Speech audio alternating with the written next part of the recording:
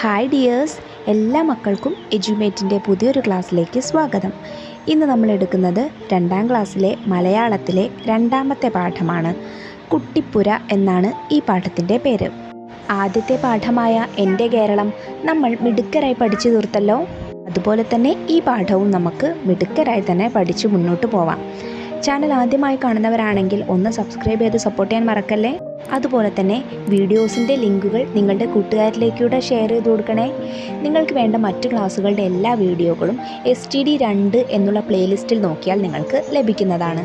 അപ്പോൾ ശരി, നമുക്ക് നേരെ ക്ലാസ്സിലേക്ക് കിടക്കാം. കുട്ടിപ്പുര. ചിത്രം നോക്കിക്കേ, എന്തൊക്കെ കാണാനാവുന്നുണ്ട്? പലതരത്തിലുള്ള വീടുകളാണ് കാണാനാവുന്നത് അല്ലേ? പല രീതിയിൽ ഓടുമേഞ്ഞതും ഓലമേഞ്ഞതും, ഓടുമേഞ്ഞതിൽ തന്നെ ഒരു നിലയുള്ളതും 2 നിലയുള്ളതുമായ വീടുകളെല്ലാം ഈ ചിത്രത്തിലുണ്ട്.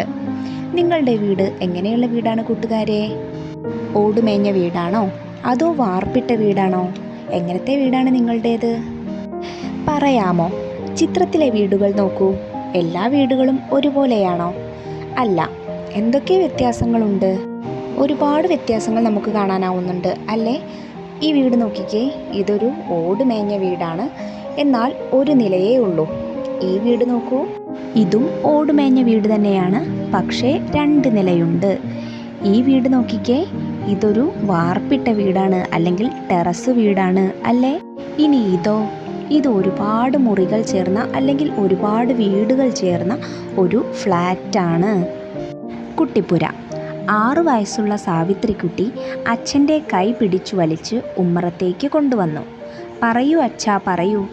അച്ഛൻ ഉമ്മറത്തെ ചാരുകസേരയിൽ ഇരുന്നു. സാവിത്രിക്കുട്ടി അക്ഷമയോടെ കാത്തുനിന്നു. വേലു, അച്ഛൻ ആരംഭിച്ചു. ഇതാ, ഈ കുട്ടിക്ക് ഒരു വാശി. ഒരു കുട്ടിപ്പുര പണിയണം അത്രേ.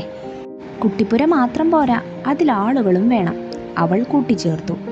ആണുങ്ങളോ പെണ്ണുങ്ങളോ? വേലുവിന് സംശയമുണ്ടായി. പെണ്ണുങ്ങൾ, ഒക്കെ പെണ്ണുങ്ങൾ.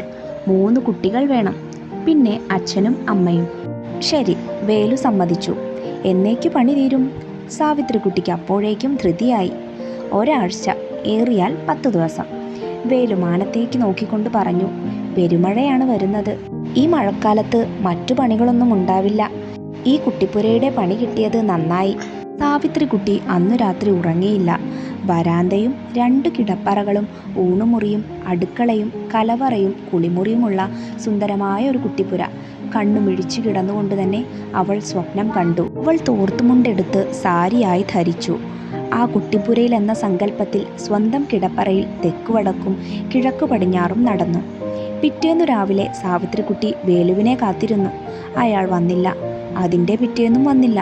സാവിത്രിക്കുട്ടി അച്ഛനോട് പരാതി പറഞ്ഞു. വേലുവിനുണ്ടോ വീടും കുടിയും? എവിടെ ചെന്നിട്ടാണ് അയാളെ തെരഞ്ഞുപിടിക്കുക?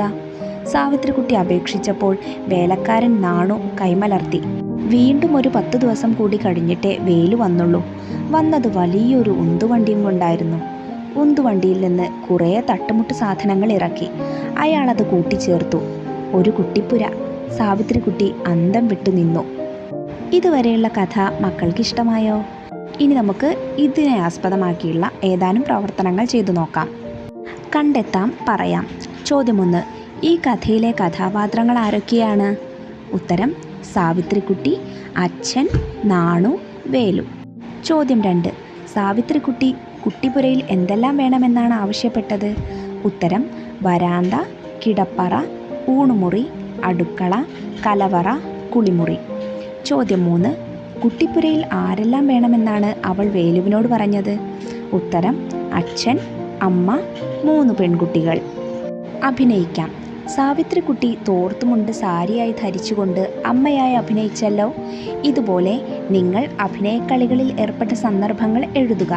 ക്ലാസ്സിൽ അഭിനയിക്കുകയും വേണേ. ഏതൊക്കെയാണ് ആ കളികൾ മക്കളെ? നമ്മൾ ചോറും കറിയും വെച്ച് കളിക്കാറുണ്ട്. ടീച്ചറും കുട്ടികളും കളിക്കാറുണ്ട്. കള്ളനും പോലീസും കളിക്കാറുണ്ട്.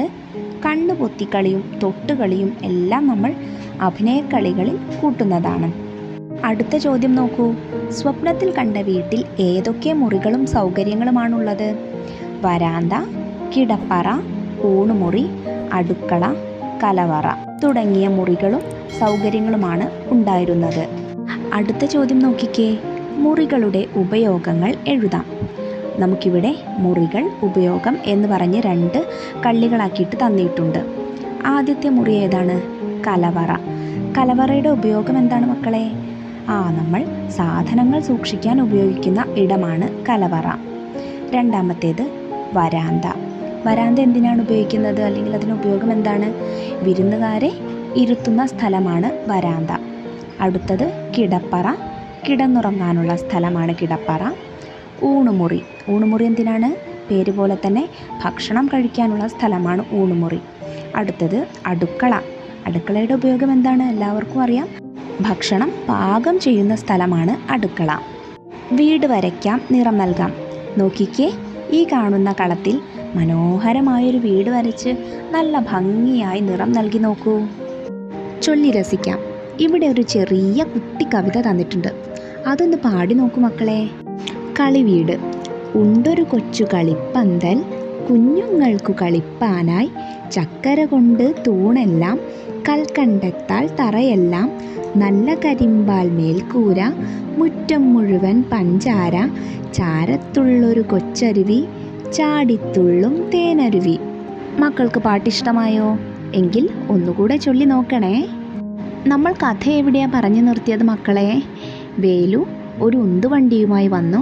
ആ ഉന്തുവണ്ടിയിൽ നിറയെ സാധനങ്ങളായിരുന്നു. അവ ഓരോന്നും അടുക്കി വെച്ച് എന്തുണ്ടാക്കി? ഒരു ചെറിയ കുട്ടിപ്പുര ഉണ്ടാക്കി കൊടുത്തു. ആർക്ക്? സാവിത്രിക്കുട്ടിക്ക്. ഇനി കഥയുടെ ബാക്കി നോക്കാം. 3.5 അടിയോളം ഉയരമുള്ള ഒരു ഒറ്റനില കെട്ടിടം, മരം കൊണ്ടുള്ള മേൽപ്പൂര ചെഞ്ചായം തേച്ച് ഓടുമേഞ്ഞതുപോലെ ആക്കിയിട്ടുണ്ട്. മരച്ചുവരുകളിൽ വെള്ളച്ചായം, മരം കൊണ്ടുള്ള നിലത്ത് കറുത്ത ചായം.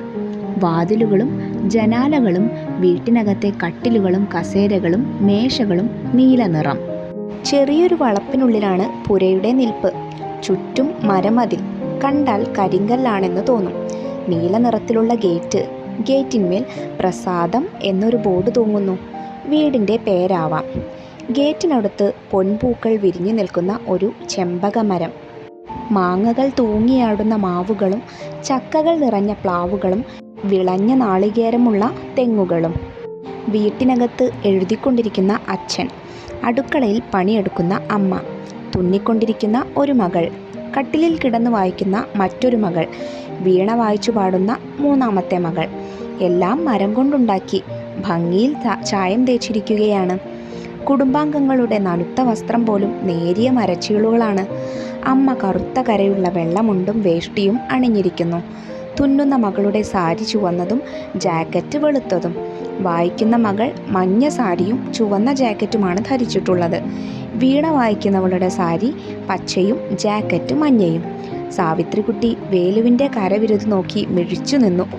ആ വീട്ടിനകത്തേക്ക് കടക്കാൻ തനിക്ക് സാധിക്കുകയില്ലെന്ന കാര്യം അവൾ മറന്നുപോയി. എഴുതിയത് സുമംഗലയാണ്. മിഠായിപ്പൊതി എന്ന കഥാസമാഹാരത്തിൽ നിന്നും എടുത്തതാണ്. കഥ മക്കൾക്ക് ഇഷ്ടമായോ? എങ്കിൽ താഴെ തന്നിട്ടുള്ളൊരു ചോദ്യം നോക്കൂ, അതിന് ഉത്തരം എഴുതൂ. കുട്ടിപ്പുരയുടെ ചുറ്റുമുള്ള തൊടിയിൽ എന്തൊക്കെയാണുള്ളത്? ഉത്തരം: ഗേറ്റിനടുത്ത് പൊൻപൂക്കൾ വിരിഞ്ഞു നിൽക്കുന്ന ഒരു ചെമ്പകമരം, മാങ്ങകൾ തൂങ്ങിയാടുന്ന മാവുകൾ, ചക്കകൾ നിറഞ്ഞ പ്ലാവുകൾ, വിളഞ്ഞ നാളികേരമുള്ള തെങ്ങുകൾ. ഇത്രയുമാണ് തൊടിയിലുള്ളത്. എന്തൊക്കെ ചായങ്ങൾ? ചായം എന്ന് പറഞ്ഞാൽ എന്താണ്? നിറം എന്നാണ് കേട്ടോ അർത്ഥം. വീടിൻ്റെ ഓരോ ഭാഗത്തും തേച്ചിരിക്കുന്ന ചായങ്ങൾ ഏതൊക്കെയെന്ന് എഴുതൂ. മേൽപ്പൂര ചെഞ്ചായം അഥവാ ചുവന്ന ചായം, ചുവര് വെള്ളച്ചായം, നിലം കറുത്ത ചായം, വാതിൽ നീല നിറം, കസേരകളും മേശകളും നീല നിറം. വേഷം എന്ത്? കഥാപാത്രവും അവരുടെ വേഷവും എന്താണെന്നാണ് നമുക്ക് ഈ ചോദ്യത്തിൽ ചെയ്യാനുള്ളത്. കഥാപാത്രം എന്നുള്ള ഒരു കോളവും അതുപോലെ അവരുടെ വേഷം ഏതാണെന്നുള്ള കോളവും 2 തന്നിട്ടുണ്ട്. ഒന്ന് നമുക്കവിടെ തന്നിട്ടുണ്ട്. തുന്നുന്ന മകൾ ധരിച്ചിരുന്ന വേഷം എന്താണ്? കഥയിൽ പറയുന്നുണ്ട്, ചുവന്ന സാരിയും വെളുത്ത ജാക്കറ്റുമായിരുന്നു. അടുത്തത് വീണ വായിക്കുന്ന മകൾ ധരിച്ചിരുന്ന വേഷം പച്ച സാരിയും മഞ്ഞ ജാക്കറ്റുമാണ്. ഇനി വായിക്കുന്ന മകളോ? വായിക്കുന്ന മകൾ മഞ്ഞ സാരിയും ചുവന്ന ജാക്കറ്റുമാണ് ധരിച്ചത്.